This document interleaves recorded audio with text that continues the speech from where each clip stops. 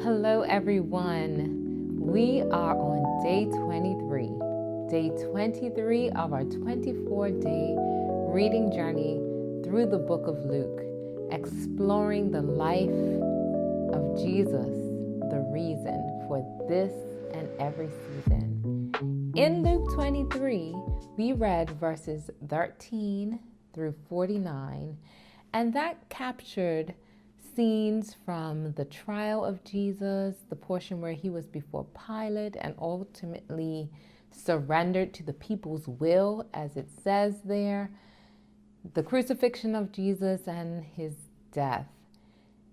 And the verse that stood out to me was verse 31. Of course, there were many verses. I mean, the story is rich with meaning, and it can definitely reach deep places in your heart as you read and reflect on what Jesus did and what he went through. The verse that I noted as a standout verse that I will comment on for the sake of our sharing is verse 31, and it says, "For if people do these things when the tree is green, what will happen when it is dry?" And this is on the way to the cross, where Jesus was encouraging or ministering to women who were weeping and in distress because of what he was facing and what he was going through. And the thing is, Jesus didn't gloss over how difficult life would get. He was in the midst of living out a true difficulty. And he was very clear what the evil in the world would yield and what human hearts could produce when under the influence of anything else but the Spirit of God.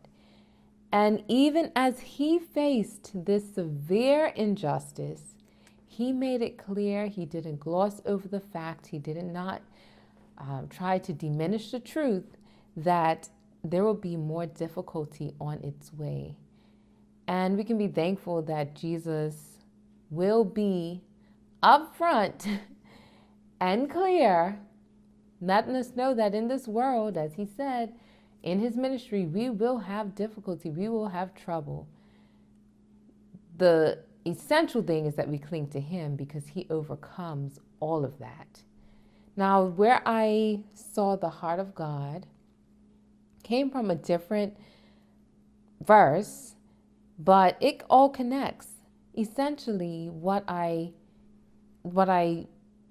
feel God's heart, how I feel God's heart was revealed in this selection of readings was that God made it known that after every trial, after every difficulty that we endure in his name on this earth, after all of that, there is a place of perfection that exists for all who surrender to him.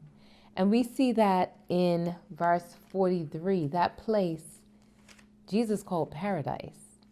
And he offered it to a dying thief who recognized that he needed to surrender. He needed the grace and the rescue of God.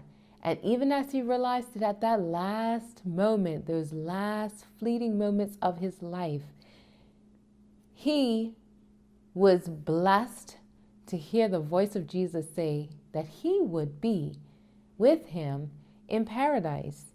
And that's ultimately God's desire for all of us. And so I'm grateful that even as Jesus made it very clear that trials would come and we would have to overcome difficulty and push through and endure, on the other side of all of that, as we remain connected to the heart of God and trust him and surrender to him, trusting the process that he's bringing us through, we can celebrate knowing that he has a beautiful plan, a beautiful home, an eternal home that is paradise awaiting us. We have one more reading left in the book of Luke as we cap off the life, death, and resurrection of Jesus in this season. And I hope you'll join me for that as we close it out with gratitude for all that Jesus did. He certainly is the reason.